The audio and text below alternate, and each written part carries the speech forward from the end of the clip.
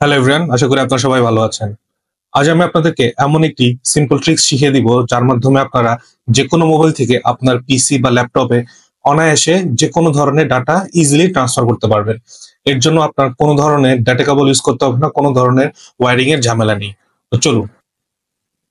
তো সর্বপ্রথম আপনার মোবাইলে প্লে স্টোরে গিয়ে সার্চ করতে হবে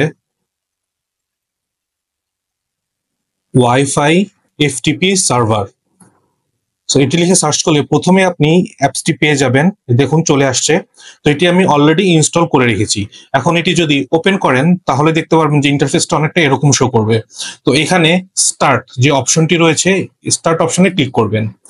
স্টার্ট অপশন ক্লিক করলে কিন্তু আপনার এই অ্যাপসটি চালু হয়ে গিয়েছে এবং এখানে কিন্তু দেখতে পারবেন যে একটা সার্ভার ইউআরএল দেওয়া আছে, 192.168. কিছু নাম্বার দেওয়া আছে। এই নাম্বারটি আপনি আপনার কম্পিউটারে গিয়ে টাইপ করতে হবে।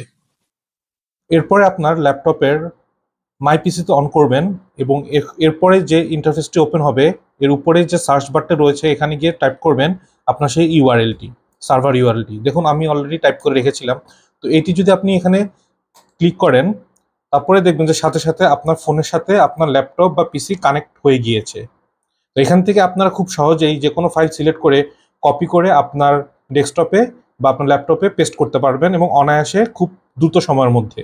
তবে আপনার ল্যাপটপ এবং আপনার মোবাইল একই ওয়াইফাইতে কানেক্টেড থাকতে হবে, না হলে কিন্তু আপনারা ডাটা ট্রান্সফার করতে পারবেন না। আশা করি এই টিপসটি আপনাদের হেল্পফুল হয়েছে এবং এরকম আরো টিপস পাওয়ার জন্য আমার চ্যানেলটিকে সাবস্ক্রাইব করুন। ধন্যবাদ।